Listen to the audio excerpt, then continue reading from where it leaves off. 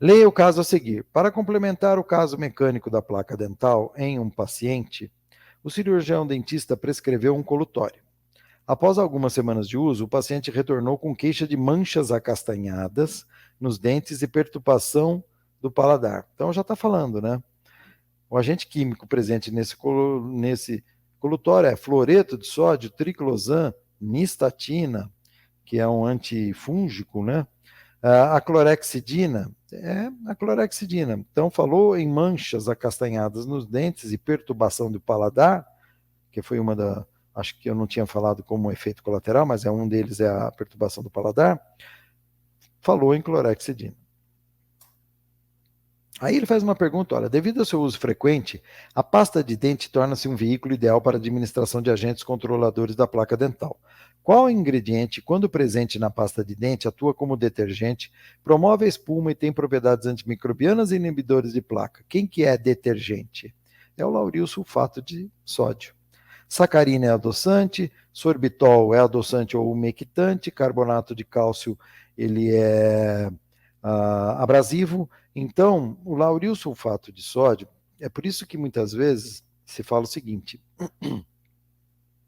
isso já caiu em concurso, a clorexidina, ela reage com o lauril sulfato de sódio. Então, você fazer uma higienização com creme dental, né? O creme dental vai ter o lauril sulfato de sódio, detergente, e depois você faz clorexidina, você está diminuindo o efeito da clorexidina, porque a clorexidina se junta a esse lauril sulfato de sódio e perde o efeito dela. Então, não se deve fazer isso. A clorexidina, ela é meio assim antissocial, né? Ela não se dá muito bem com alguns produtos colocados nos antissépticos bucais. Um deles aí, principalmente o lauril sulfato de sódio, esse detergente. Para terminar, as doenças periodontais necrosantes são caracterizadas por ulceração, necrose da papila e da margem gengival, o que resulta em aspecto característicos de crateras. Se for uma que se chamava de guna, uma gengivite úlcero necrosante aguda, é uma cratera gengival. Agora, se vai para periodontite, você já vai ouvir falar em crateras ósseas, tome cuidado. Se tiver perda óssea, você vai ter puna, ou periodontite necrosante, que era chamada periodontite úlcero necrosante aguda, hoje a gente fala em periodontite necrosante. Então, toma cuidado com esses enunciados, veja se tem perda óssea. Se tiver perda óssea, tem que ir para periodontite necrosante. Mas vamos lá. Nessas patologias, as úlceras são cobertas por uma camada branco-amarelada ou cinza, denominada de pseudomembranosa. Sim, parece interessante. As lesões necrosantes sem sintomatologia dolorosa são de evolução lenta e sangram com facilidade. Lesão necrosante tem sintomatologia dolorosa e não tem evolução lenta nenhuma. Normalmente elas são rampantes. Você tem ali uma situação clínica, muitas vezes crônica, e agudiza. É de rápida progressão isso aí. Então tá errada. As úlceras atingem a margem gengival, porém não afetam a papila interdental. Não. Pelo contrário, afeta a papila interdental. A febre e o mal-estar são exemplos de suas manifestações sistêmicas. Elas podem ocorrer, mas não necessariamente. Eu ficaria com a primeira aqui, que está mais clara, tá? Muitas vezes o paciente tem uma guna, mas ele não tem febre. Então, nem sempre febre e mal-estar vão aparecer. Então, a resposta seria A. As úlceras são cobertas por uma camada branco-amarelada ou cinza denominada de pseudomembranosa.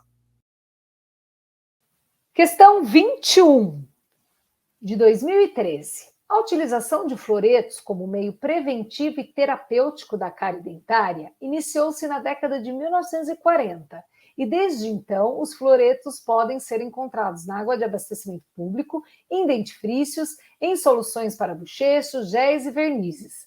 Na utilização desses fluoretos deve-se considerar o seguinte, só um adendo aqui, né?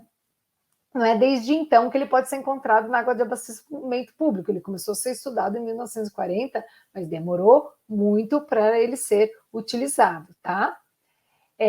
Vamos lá. A efetividade do gel fluoretado é menor do que a de verniz com flúor? Essa questão ela pode causar um confundimento, tá? Porque você vai falar, o gel é menor que o verniz? Não, o verniz é maior. Para poder fazer essa questão, você vai ter que ter lido o manual, né? A página 13, vou marcar aqui em cima para vocês do manual, que fala de efetividade, que fala de eficiência e que fala de eficácia, né? Deixa eu ver. De eficácia, né? Não tem aqui nenhuma falando de eficácia. Mas para poder fazer essa questão, você tem que ter lido. Então, lá na página 13 do guia, ele fala, né, que a eficácia é o alcance do objetivo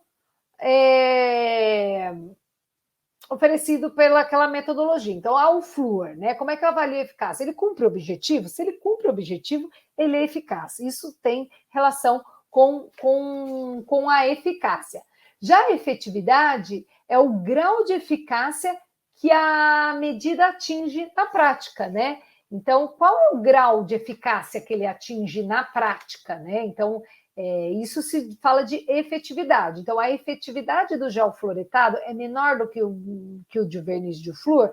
Não, na prática, para o que ele é proposto, ele é semelhante, né? Então, a efetividade dele é semelhante na prática. Ele é utilizado para tal coisa. Ele tem benefício? Tem. O verniz é utilizado para tal coisa. Tem benefício? Tem.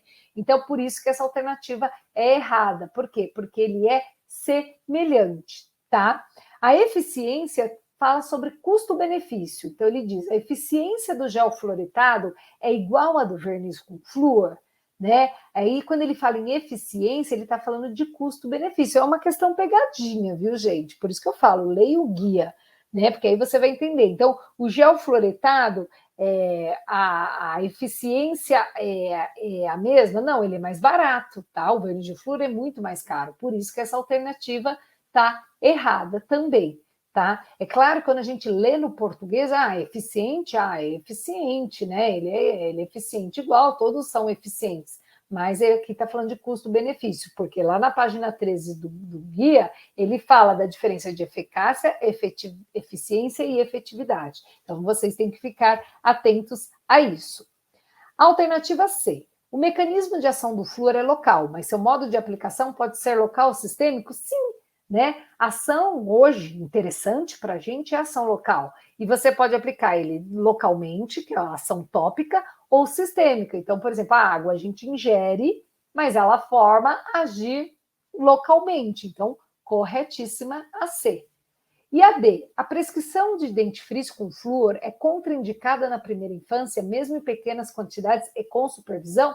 Não, ela é super indicada. Hoje a gente indica que todas as crianças usem pasta fluoretadas, não é para utilizar pasta sem flúor. Mas vai engolir. Não tem problema desde que seja pequena quantidade e com supervisão. Então, criança de 0 a 2 anos vai usar uma quantidade de meio de grão de arroz cru, né? 2 vezes ao dia. Vai escovar 3 vezes ao dia, mas vai usar o flúor 2 vezes ao dia. De 2 a 4 anos, vai usar do tamanho de um grão de arroz cru 2 vezes ao dia. E após os 4 anos, que a criança está mais pesadinha, né? Você vai usar do tamanho do grão de ervilha brasileira 3 vezes ao dia. Claro que uma criança com problema de crescimento, né, baixo peso, a gente pode adequar essas quantidades, mas sempre com supervisão, sempre com indicação e sempre pasta com flúor. A pasta com flúor é que é efetiva contra a cárie. Tem que ter no mínimo 1.100 ppm de flúor. Aquelas pastas com 500 ppm de flúor, elas não são indicadas, elas não têm benefício contra a cárie, tá? Então, essa alternativa está errada e a alternativa correta é a alternativa C. Questão 22. Nos últimos anos, o Brasil apresentou uma significativa redução na prevalência da cárie dentária em crianças e adolescentes. Parte expressiva dessa redução se deve às ações voltadas à saúde bucal em escala populacional, em especial aquelas com base no uso seguro de fluoretos. O flúor Aí o clássico da UFG, né? O flúor, e a gente continua com as alternativas.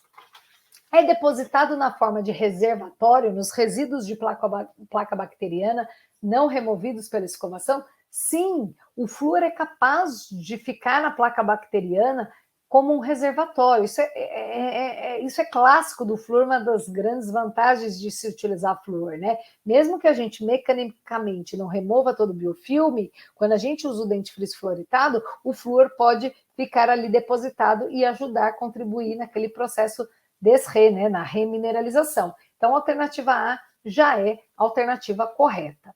Alternativa B, tem como teor recomendado na água de abastecimento 2.700 ppm ou 2,7 miligramas por litro?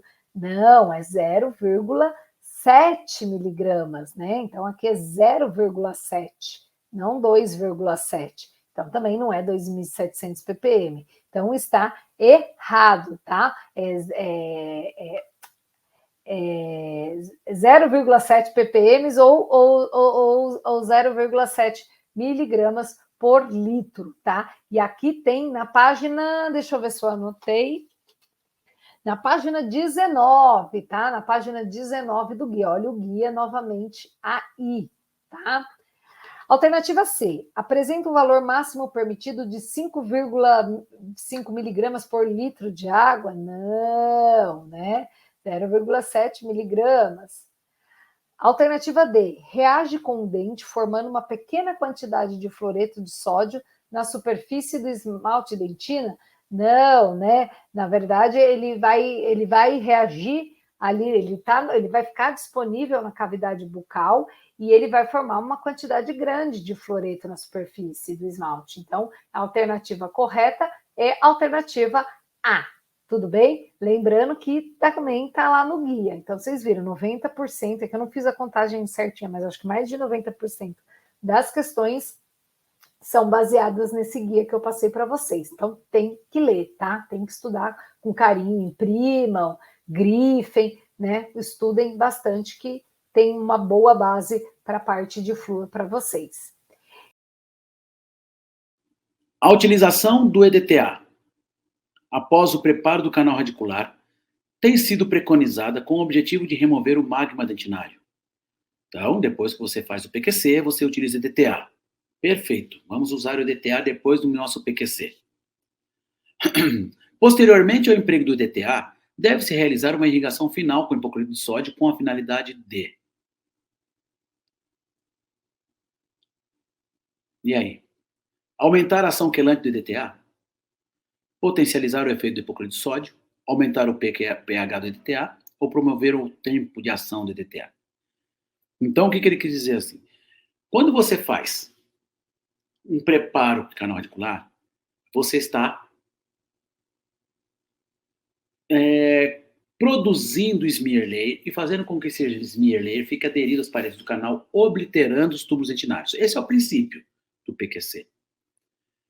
Quando eu uso o hipoclorito, eu quero que o hipoclorito ele atinja a maior extensão das ramificações do meu sistema de canais radiculares. Se eu tenho smear layer, o hipoclorito não entra nos tubos dentinários. O que eu tenho que fazer? Usar um quelante. Aí eu uso o EDTA para que ele desobstrua os túbulos dentinários e eu, com os túbulos dentinários desobstruídos, eu faço uma irrigação com o hipoclorito. Aí o hipoclorito alcança, sim, regiões onde ele eventualmente não alcançaria se eu não tivesse utilizado o EDTA. Significa que, eu utilizando o EDTA, eu estou potencializando o efeito do hipoclorito. Eu estou fazendo com que ele alcance uma maior extensão dentro dos canais radiculares. Legal? Então, posteriormente ao emprego do EDTA, deve ser realizada uma irrigação final com o hipoclorito de sódio, com a finalidade de potencializar o efeito do hipoclorito. Porque se eu irrigar antes do EDTA, é uma coisa. Quando eu irrigo depois do EDTA, é outra. Então, eu estou potencializando aqui. E nenhuma das outras alternativas está correta, porque o hipoclorito de sódio não age no EDTA. Ele não aumenta o pH do EDTA, ele não aumenta, não potencializa EDTA, ele não promove o aumento do tempo de ação, ele não faz nada com o EDTA. É o EDTA que promove com o hipoclorito.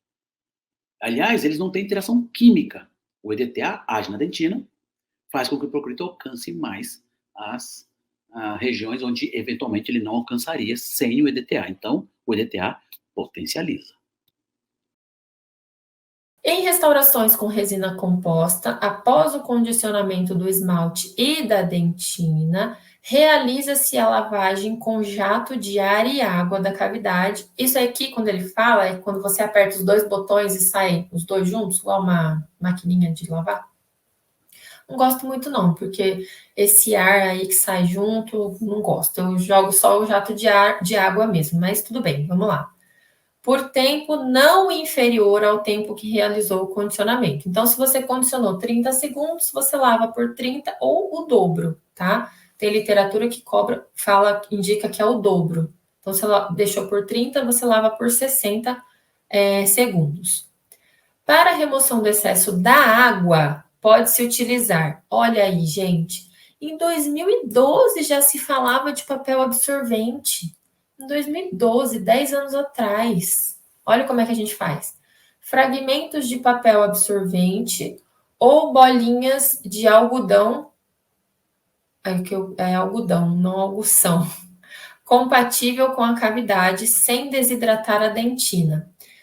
Em 2012, eles ainda gostavam da bolinha de algodão, tá? Então, vamos deixar eles com a bolinha lá. Mas saibam que a bolinha é uma coisa que exerce uma certa pressão ali, não é legal. Ela deixa fiapos ali na restauração que você talvez não veja na cavidade, tá bom? Mas é essa a resposta. Letra B. Jato de ar próximo da cavidade até a superfície de esmalte tornar-se opaca e a dentina desidratada. Deus me livre. O esmalte, quando a gente está fazendo colagem de Bracht, a gente até pode, quando condiciona o esmalte, ressecar, não tem problema. Lá eu não estou me preocupando com a camada híbrida, porque lá eu faço desmineralização dos prismas, então eu crio texturas no esmalte. Eu posso desidratar o esmalte, a dentina nunca, nunca, nunca, nunca. Letra C. O jato de ar na superfície cavitária até desidratar a dentina, não. Bolinhas de algodão seguido da aplicação de jatos de ar na superfície cavitária até o colapso das fibrilas de colágeno. Tá bem fácil essa, né? Tá bem tranquila.